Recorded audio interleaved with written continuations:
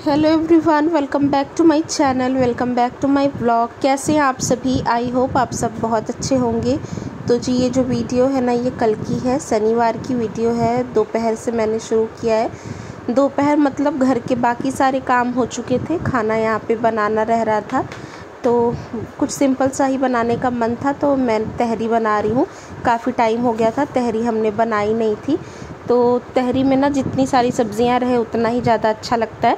लेकिन आज यहाँ पे मेरे पास ज़्यादा कुछ नहीं था, मतलब ऐसे गोभी वगैरह नहीं थी। मटर फ्रोज़न थी लेकिन वो मैंने यूज़ नहीं किया है। इसमें सोयाबीन की वड़ियाँ भिगा दी थी मैंने, और उसके बाद इसको मैं फ्राई कर रही हूँ। प्याज, आलू, मिर्ची, टमाटर, ये सारी चीज़ें मैंने कट कर ली हैं। चावल भी धो करके रख लिया है पहले से ही, बस मुझे यहाँ बनाना रहता है। तो ये कढ़ाई थी मेरे पास रखी हुई थी, इसमें मैंने कुछ बनाया था, तो सेम कढ़ाई में ही मैं सोयाबीन को फ्राई कर रही हूँ एक तरफ। दूसरी तरफ यहाँ पे कुकर चढ़ा दिया है। कुकर में डाला है मैंने सरसों का तेल, और वो थोड़ा सा गर्म हो गया था तो जीरा डाल दिया है। जीरा क्रैकल हो गया, उसके बाद मैंने ये जो प्याज, मिर्ची और थोड़ा सा लहसुन था, ये सारी चीज़ें कट करके रखी थी, वो मैंने इसमें ऐड कर दी हैं, और इसको अच्छी तरह से अब मैं फ्राई कर रही हूँ।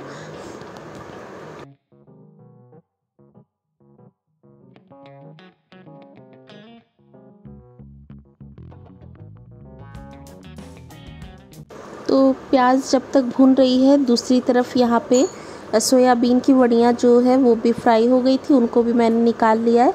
अगर आप चाहो तो जो आलू मैंने काट करके रखे हैं ना, उसको भी आप फ्राई कर लो सकते हो, और अगर आपके पास गोभी वगैरह है तो आप वो भी इसी टाइम फ्राई करके निकाल लो।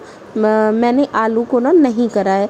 और यहाँ पे प्याज जो है वो अच्छी तरह से हो गई थी लाल। उसके बाद मैंने इसमें ये 2 बड़े साइज़ के टमाटर जो है इस लेंथ वाइज कट करके रखे थे, वो मैंने इसमें डाल दिया है। और अब इनको भी मुझे पकाना है अच्छी तरह से, तो थोड़ा सा अभी मैं इसको भून रही हूँ। उसके बाद मैं इसमें मसाले डालूँगी। तो मेरा एक वो जो दूसरा वाला कुकर था ना, उसका रबड़ थोड़ा सा ख़राब सा हो गया है, तो उसको मुझे चेंज करवाना है, इसलिए आजकल मैं ज़्यादातर कुकिंग इसी कुकर में कर रही हूँ। तो ये प्याज, टमाटर वगैरह बन गया था। उसके बाद इसमें मैंने हल्दी डाल दी है, सब्जी मसाला डाल दिया है, धनिया का पाउडर डाल दिया है। मसाले जले नहीं, इसलिए मैंने इसमें 1 घूंट जैसा पानी डाल दिया है। तो बहुत ध्यान देना होता है खाना बनाते समय कि आपके मसाले ना जलने ना पाएँ, क्योंकि मसाले जल जाते हैं ना तो बहुत कड़वा सा टेस्ट देते हैं।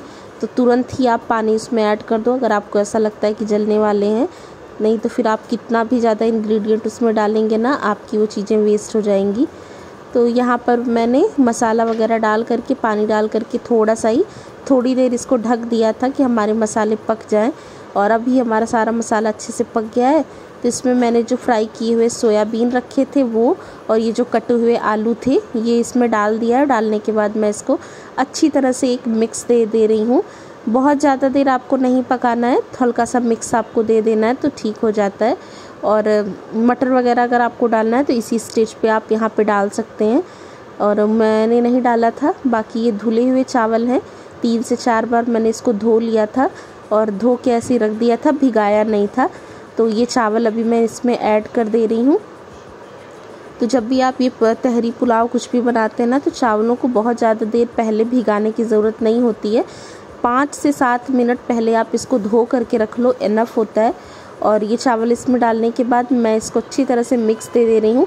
2 मिनट तक आपको इन चावलों को भूनते रहना है। इससे क्या होता है, चावलों के ऊपर एक अच्छी सी कोटिंग हो जाती है, तो आपके जो दाना दाना होता है ना, वो खिला खिला सा बनता है, और अच्छे चावल बनते हैं, मतलब अलग अलग।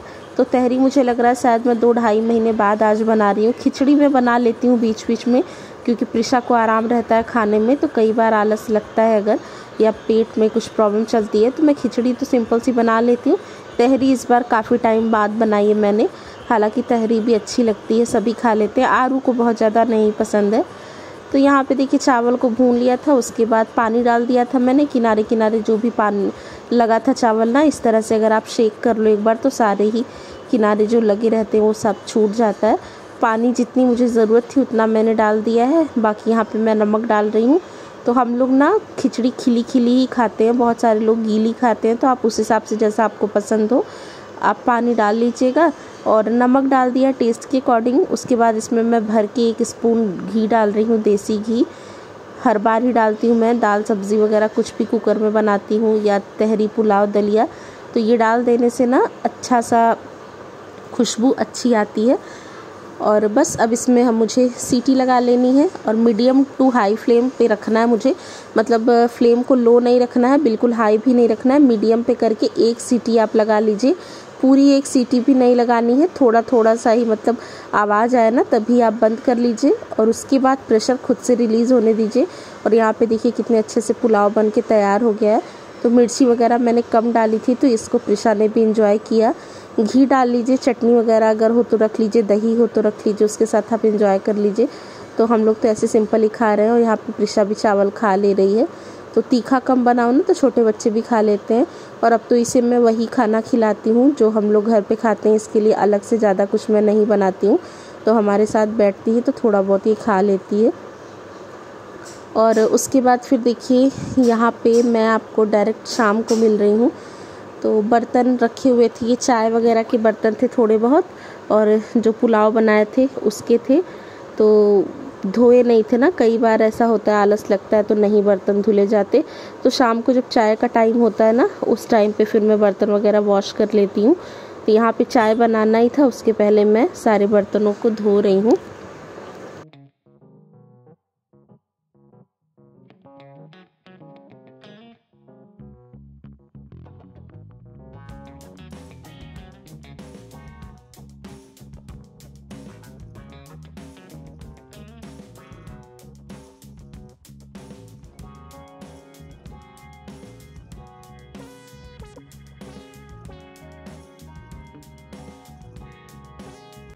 तो जी यहाँ पे देखिए बर्तनों को धोना मैंने शुरू कर दिया है। तो कई बार ऐसा होता है ना कि जैसे आजकल बरसात का टाइम है ना, तो हमारी टंकी में पानी जो है वो थोड़ा गंदा सा चढ़ जाता है। तो गंदा पानी चढ़ जाता है ना तो हमक सी आती है, जैसे पीने वीने का पानी भरो ना तो हल्का सा लगता है। थोड़ा सा भी अगर कुछ डिफरेंट होता है ना तो मुझे पता चल जाता है तुरंत। तो फिर वही मुझे आज लग रहा था, तो मैंने आरू के पापा से कहा था कि मैं सारे काम कर लूँगी और उसके बाद आप जो है पानी भरना, ताकि जितना हो सके उतना पानी ख़त्म हो जाए टंकी का। तो वही यहाँ पे बहुत सारे काम इसके पहले भी मैंने करा था घर में, पूरा दोबारा से मैंने झाड़ू और पोछा लगाया था। पोछा मैंने सुबह नहीं लगाया था, तो शाम को मैंने अच्छे से पोछा लगाया और फिर छत पे गई थी, वहाँ पे थोड़ा बहुत उसको साफ़ किया। तो मेरे ना कपड़े गीले हो गए थे, तो मैंने यहाँ पे नाइटी ही डाल ली थी। और कई बार कपड़े पहनो और ये करो सूट वूट ना, तो आलस लगता है। वीडियो भी मैं नहीं रिकॉर्ड करने वाली थी, लेकिन फिर मैंने कहा चलो थोड़ा बहुत कुछ रिकॉर्ड कर लेती हूँ। तो इसीलिए यहाँ पे मैं आपको नाइटी में ही दिख रही हूँ। और खाना बनाने में भी टाइम, मतलब खाना बनाने का भी टाइम हो ही रहा था, तो कुछ एक्स्ट्रा से काम करने लग जाओ ना तो कई बार लेट हो जाता है। और चाय बनाऊँगी अभी तो, और यही है कि आज क्या बनाऊँगी, आपको बताया था ना शुक्रवार को हम सब्ज़ी नहीं आई थी, तो सुबह तो मान लो तहरी बना ली थी, उससे काम चल गया था। और दाल चावल वगैरह कुछ खाने का मन नहीं था, मतलब चावल खाने का मन नहीं कर रहा था, क्योंकि सुबह चावल ही बने थे ना, तो लगातार 2 टाइम भी चावल फिर नहीं खाया जाता। तो मैंने कहा चलो आलू के पराठे बना लेते हैं, मौसम भी अच्छा है और सबको पसंद भी है, आरू के पापा को भी अच्छा लगता है और फटाफट से बन जाएंगे। तो यहाँ पे मैंने कुकर में ना आलू बॉयल होने के लिए रख दिया था। आलू बॉयल हो गए थे, अभी मुझे इनको छीलना है। तो आलू मैं जब भी छीलती हूँ ना, तो आरू जब भी आसपास रहता है तो कहता है मुझे इसको छीलती हूँ, मतलब मैं आलू जब भी बॉयल करती हूँ ना, तो आरू अगर आसपास रहता है तो कहता है कि मम्मा ला मैं इसको छीलूँगा। क्योंकि शुरुआत में ना मैं इसको हैबिट डाल रही थी कि थोड़े बहुत ये घर के काम करना सीखे, ताकि ये बैठे एक जगह। तो ये छोटे मोटे काम मैं उसको दे देती थी आज, लेकिन मैं उसको नहीं दे रही थी क्योंकि बहुत गर्म था ना। लेकिन उसने देखा कि मैंने आलू बॉयल करा है तो वो आ गया था मुझसे बोलने के लिए कि मैं इसको छीलूँगा। तो मैंने तो कहा था ठीक है कोई नहीं, हाथ वगैरह धो के और उसके बाद आ जाओ तुम। और यहाँ पे किचन को एक बार अच्छी तरह से वाइप भी कर लिया है, हाथों को भी अच्छी तरह से धो लिया है।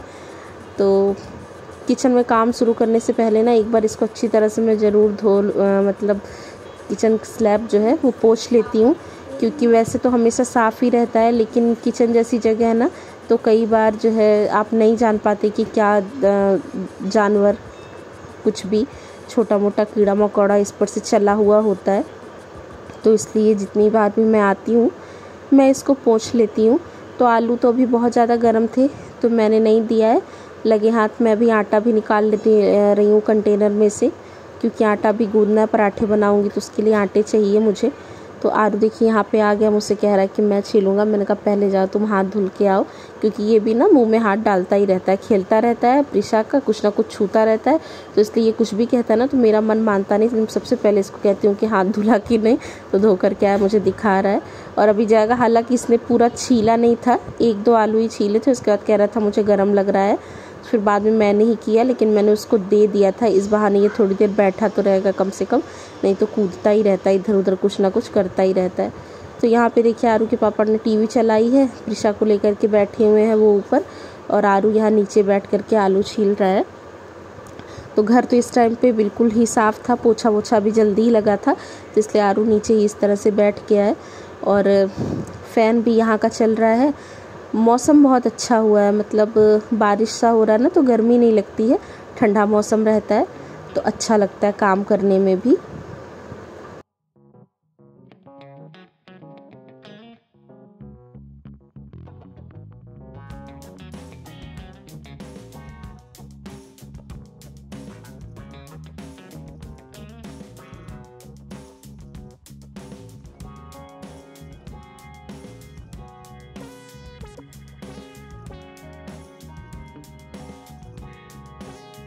तो यहाँ पे देखिए फटाफट से मैं आटा जो है गूंद लूँगी, रख दूँगी। टाइम अभी इस टाइम तक बहुत ज़्यादा नहीं हुआ रहता, लेकिन जिस दिन आरू के पापा घर पे रहते हैं ना, तो मैं टाइम से ही अपना काम शुरू कर देती हूँ, क्योंकि वो बच्चों को पकड़े रहते हैं ना, तो फिर मैं कुछ अच्छा सा बना लेती हूँ जो सबको पसंद आता है। अब आपको एक बात बताऊँ, पता नहीं मुझे ये बात यहाँ करनी चाहिए नहीं करनी चाहिए, लेकिन फिर भी मेरा मन हो रहा है कि मैं बोलूँ। देखिए अगर मेरे घर में ना ऐसा कोई नहीं है जो मुझसे किसी चीज़ की ज़िद करे, या ऐसा कुछ हो कि नहीं यही बनाओ या यही काम करो, लेकिन फिर भी ना मैं अपने कामों में लगी रहती हूँ। मतलब जो भी मुझे ऐसा लगता है, क्योंकि यहाँ पे कोई ऐसा भी नहीं है जो मुझे टोकने वाला हो कि तुमने घर साफ़ नहीं रखा, या तुमने खाने में ये क्यों बनाया, अच्छा क्यों नहीं बनाया।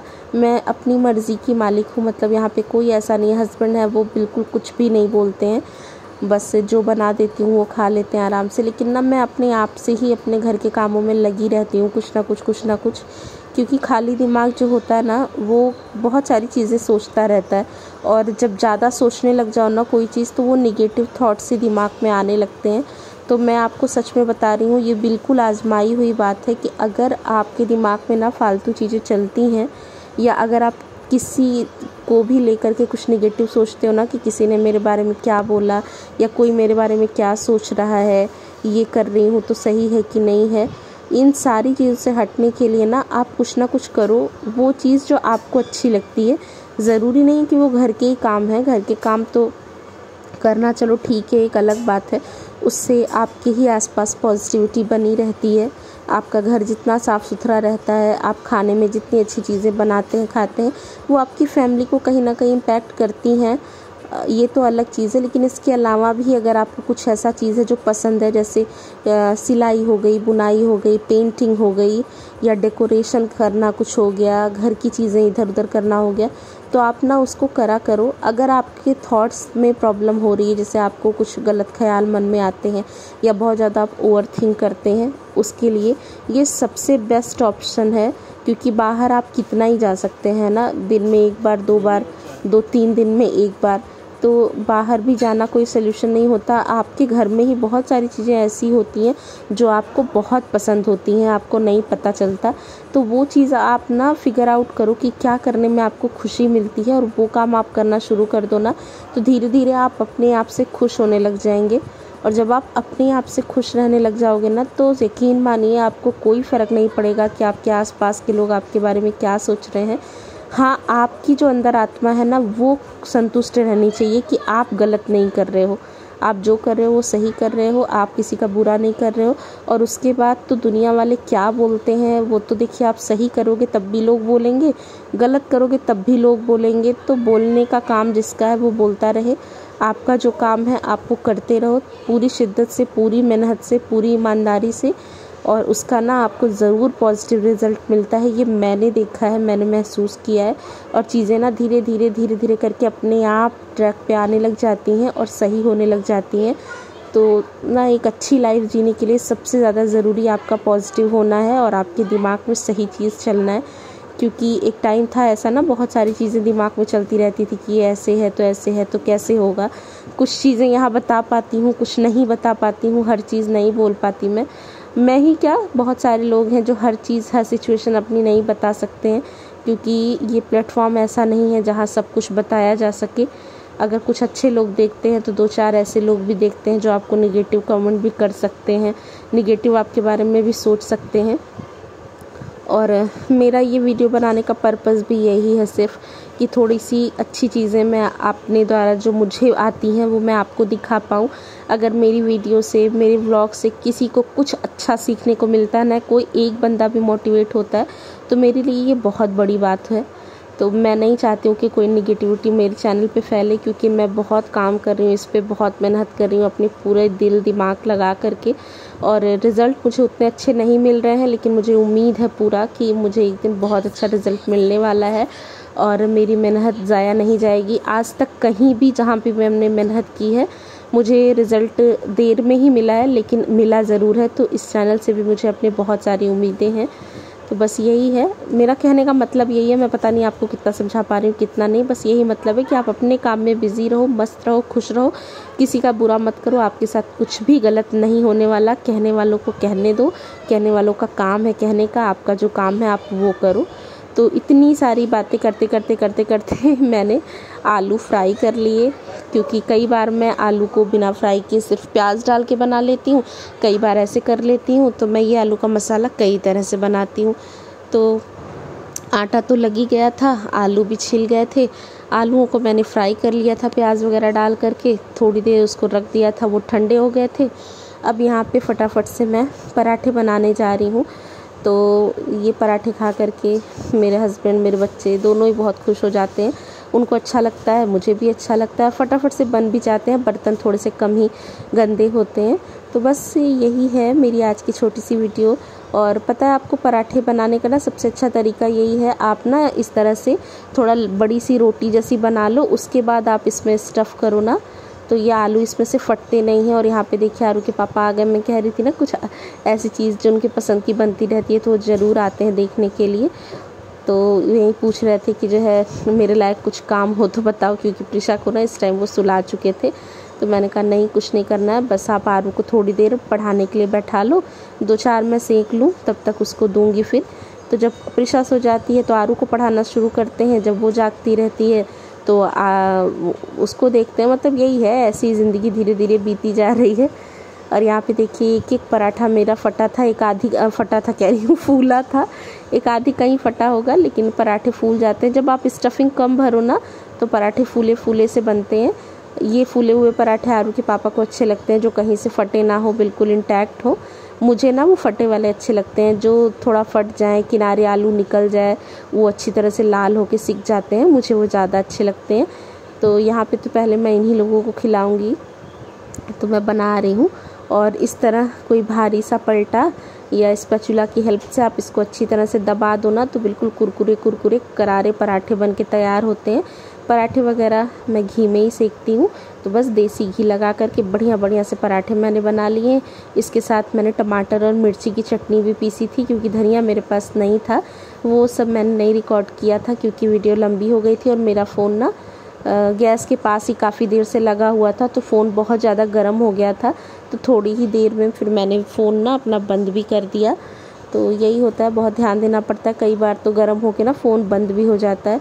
तो मुझे ना एक मोबाइल भी लेना है, क्योंकि यही एक फ़ोन है जिससे रिकॉर्डिंग भी होती है, एडिटिंग भी होती है।